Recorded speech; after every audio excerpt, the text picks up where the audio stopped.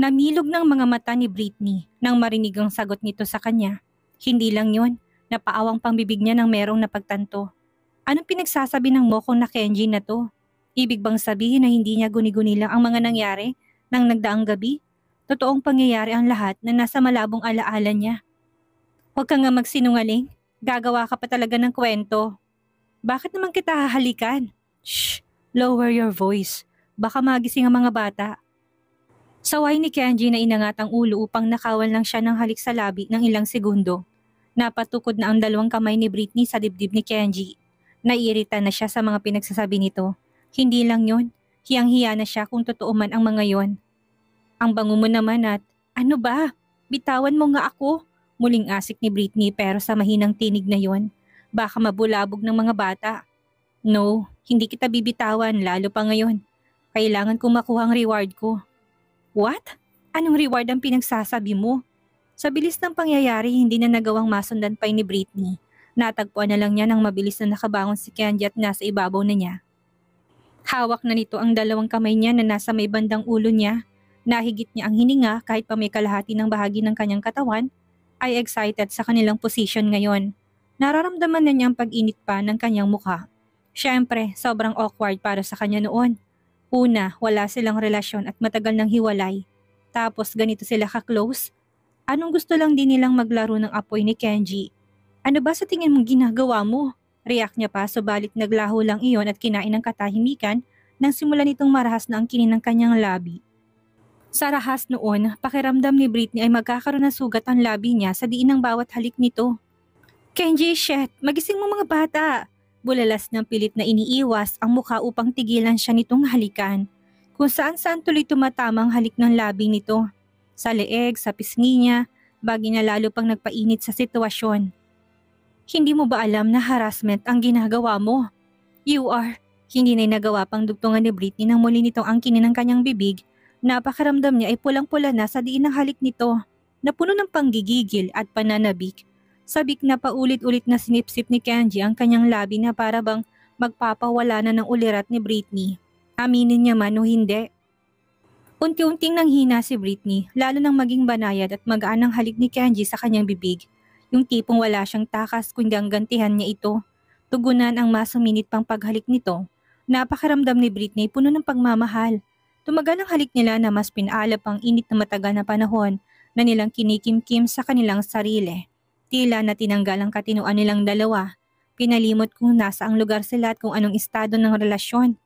I miss you so much, Britney. Paulit-ulit na sambit ni Kenji sa pagitan ng kanilang mga halik.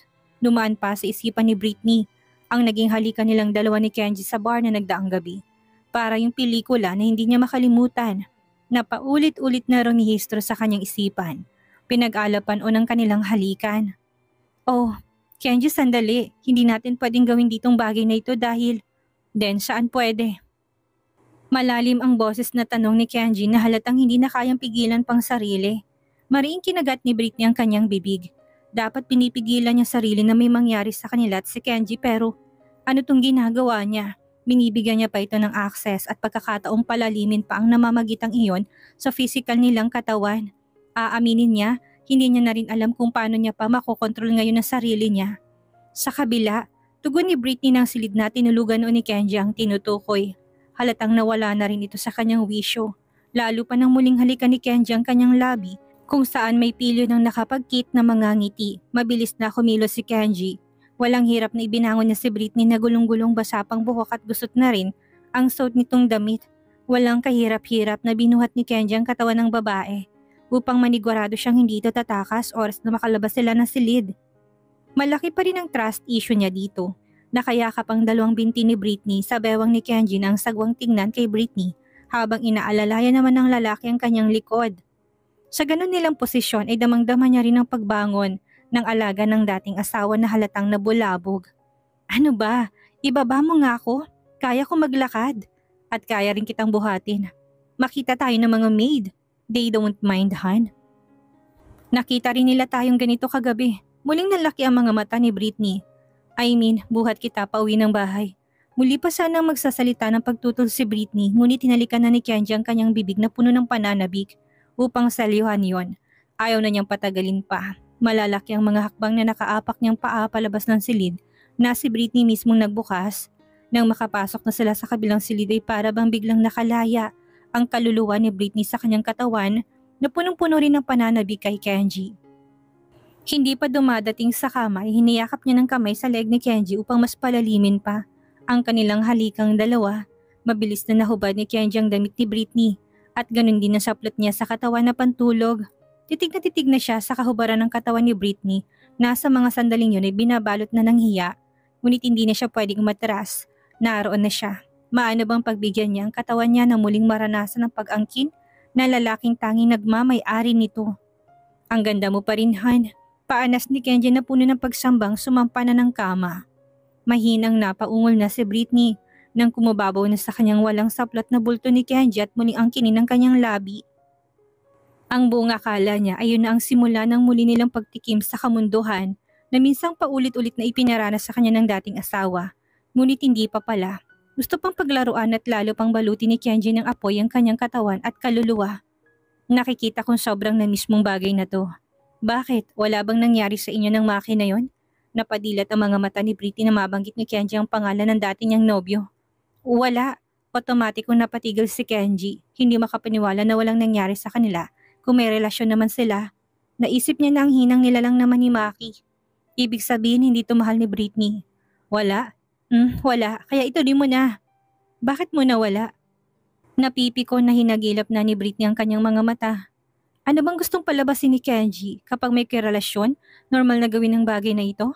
Sila nga wala namang relasyon pero bakit ba siya pumapayag na ganito? Gusto mo bang dapat ay meron?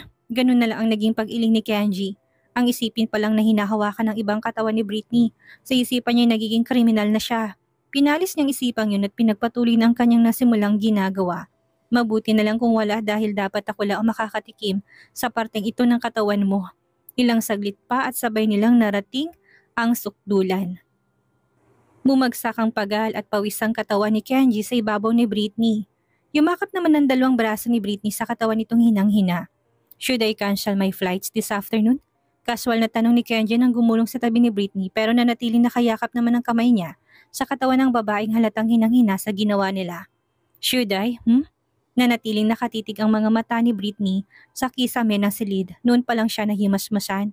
Hindi siya makapaniwala na minsan pa'y muli niyang ibibigay ang kanyang sarili sa dating asawa.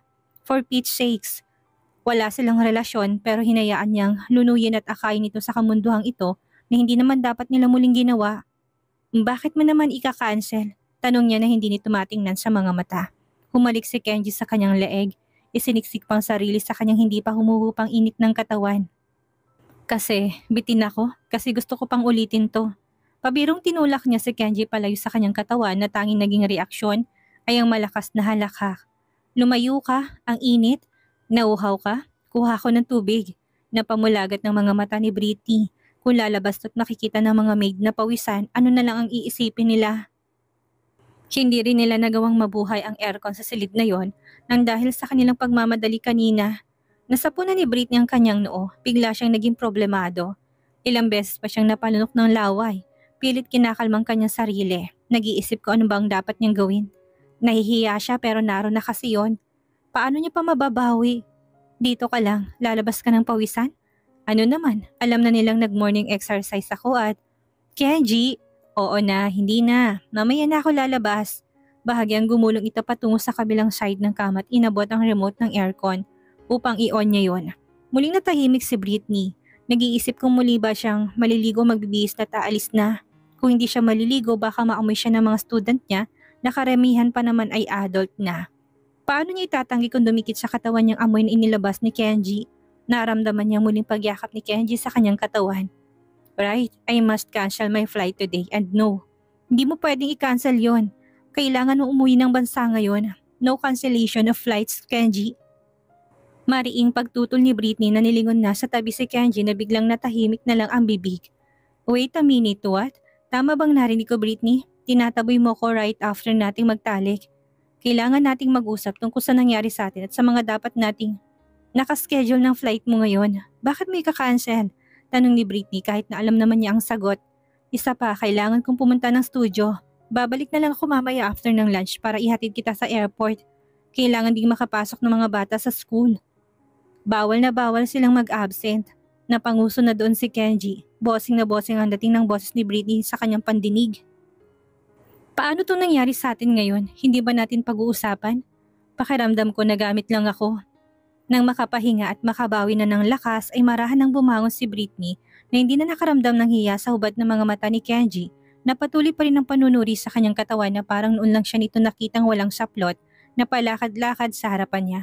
Hindi pa daw nakontentong lalaki na bumangon na rin at sinundan pa rin siya ng tingin. Walang imik na pinulot ni Britney ang kanyang mga damit na nahubad. Nung maipon ay pinatong niya ang mga yon sa gilid ng kama. Pwede naman nating pag-usapan yun sa tawag. Cool na sagot ni Britney na hindi tumitingin kay Kenji. Pilit niyang pinapakita sa lalaki na ayos lang siya kahit na hanggang sa mga sandaling iyon ay nangangatog pa rin ang kanyang mga tuhod nang dahil sa kanilang makamundong ginawa. Ayoko sa tawag, gusto ko sa personal. Giit ni Kenji na umahon na rin sa kama. Akmang lalapit na kay Britney upang masayakapin ang katawan nito. Han, pwede naman ako mag-cancel ng flight para lang. Nalilisik ng mga matang nilingon siya ni Britney. Hindi niya gustong plano nito. Kailan nito gustong umuwi ng Pilipinas? Saka ano pang gagawin niya dito? Habol lang ba nito yung mag-sex sila? Yun bang ibig ipahiwatig ni Kenji kung bakit siya biglang magka-cancel ng flight niya? Hindi yun maaari. Hindi nga pwede. Huwag kang makulit, Kenji. Tutuloy ka sa flight mo mamaya. Uuwi ka ng Pilipinas ngayon. Bakit hindi pwede? Bakit ikaw lang nagdedesisyon? Ayoko pa nga umuwi. Gusto ko pa kayong makasama. Really, Kenji? Gusto mo pa kami makasama o gusto mo pang matikman ng paulit-ulit ang aking katawan? Huwag mo ngang gamitin ng mga bata. Harap na sa kanya ni Britney na humalokip-kip. Matamang tinignan si Kenji na lumipad ang tingin sa katawan niya, sabay kagat nito sa pang-ibaba niyang labi. Tinatabo ito ni Britney dahil natatakot siya na baka maulit ng maulit pa ang nangyari kanina na hindi malabo. Baka mamaya hindi na rin niya mapigilan ng sarili. Kung mananatili pa doon ang lalaki kahit isang araw lang. Baka tuluyan na siya ditong bumigay muli. Hindi niya pa nga napag-iisipang mabuti yon. Tapos heto, hinayaan niyang muli siyang mawalan ng isang Kenji Barruel. Bakit kasi hindi niya makontrol? Siyempre, kasama na yon. Nakakaloko ng ngiti ni Kenji na marahang dinilaan pa ang kanyang labi upang basahin yun ng laway. Napailing na lang si Britney. Ilang beses na ibinuka ang bibig upang magsalita. Ngunit sa bandang huli hindi na lang niya itinuloy pa. Saan ka pupunta, Britney? Natatarantang sunod sa kanya ni Kenji nang talikuran siya ng babae. Nang muling humarap sa kanya si Britney ay tinaasan siya nito ng isang kilay. Muli pang humakbang at tinungo ang cabinet kung saan merong robang mga nakatabi. Hindi niya na kailangan pang pumunta ng silid upang kumuha nito. Binuksan niyang pintuan noon at kumuha doon ng isa. Hindi pa rin pinansin ni Kenji na nakatayo na sa kanyang tabi at hinihintay siyang matapos. Maliligo? Huwag mo sabihing pati doon ay gusto mo kong sumama. Sumilay sa labi ni Kenji ang isang nakakalokong ngiti. Hindi pa rin alintan ang kahubaran ng katawan niya. Sinong may ayaw? Kung aalis ako mamaya dapat. Lubos-lubusin ko na ngayon. Hindi pa ako tapos. Gusto ko pa. Si Kenji na parang batang agad nang ikinahulog ng panga ni Britney ang tinuran. Hindi ka pwedeng tumanggi dahil pinapaalis mo ko. Baon ko yon. Ilang buwan pa bago ko pwedeng makabalik dito. Malakas na napairit na si Britney nang walang pakundangan siyang buhati ni Kenji. Agad din niyang tinakpan ng bibig upang hindi na marinig sa labas kung saan may mga yabag na mga naglilinis na mga maid. Namilog ang mga mata niya nang dalhin na siya ni Kenji sa loob ng banyo. Nabitawan na niyang roba nang tuloy-tuloy sila sa shower area. Maingit siyang ibinaba ni Kenji sa tapat noon at binuksan ng warm water. Kasabay na paghapit nito sa kanyang bewang, papalapit sa katawan nito at nang pagkabasa ng kanyang katawan ay ang paghalik nito sa kanyang labi na nagbigay ng kakaibang init. Hindi na si Britney doon nakaka-ipokrita. Nangunyapit ng dalawa niyang braso sa leg nito at hinila pa siya papalapit sa kanya upang gantihan ang mga halik nitong batid niyang labis ding kinasasabikan. Pwede na ba nating pag-usapan ang dahilan kung bakit natin ginagawa to? Pausang boses na tanong ni Kenji sa pagitan ng mga halik. Pinaglandas na nito ang kanyang isang palad sa kanyang gitna kaya naman hindi naman pigilan ni Britney ang mahinang mapaungol na halatang wala na naman sa tamang katinuan. Han, kailangan ko ng sagot mo. Tanging ungol lang na nasasarapan ng naging tugon ni Britney habang nakapikit ang kanyang mga mata. Naglakbay na rin ang kanyang isang palad pababa ng dibdib ni Kenji. Marahan na yung hinaplos-aplos hanggang sa mapadako sa kanyang alaga na buhay at halatang hindi magpapaawat sa kung anong ginagawa nila. Handang-handa na ang kining muli ang kanyang pagkababae. Are you giving me another chance now? Humabol ang labi ni Britney sa bibig ni Kenji nang tanggalin niya yon upang pakawalan lang ang tanong. Kapwa na namumungay ang kanilang mga mata, halatang lulong na lulong sa kakaibang sensasyon ng kanilang pinagsasaluhang init. Really, Kenji? Tinatanong mo ko ngayon?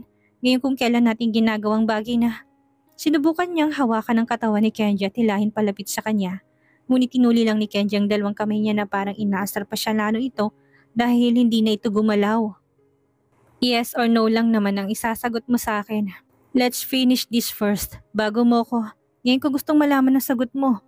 Naningkit ng mga mata ni Britney, batid niyang ginagawa yun ng dating asawa para lang mapapayag siya.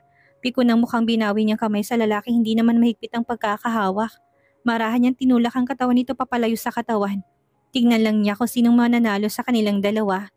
Napamulagat ang mata ni Kenji at naghiwalay ang labi ng mabunot ng kanyang sandata sa loob ni Britney. What the heck? Labas. Malamig na utos ni Britney na may matalim na namang mga mata. Talo nang sumilay ang pilit ng ngiti sa labi ni Kenji. Hindi na talaga kagaya ng dati ang asawa, palaban na ito. I am just kidding, Han. Oo na, mamaya na lang natin yung pag-usapan. Anit yung muling lumapit sa katawan ni Britney. Sinalikop niyang magkabilang pisngi ni Britney at muling hinalikan ng hindi ginantihan ni Britney na nakatayo lang doon. Ilang segundo lang ang babaeng parang naging estatwa.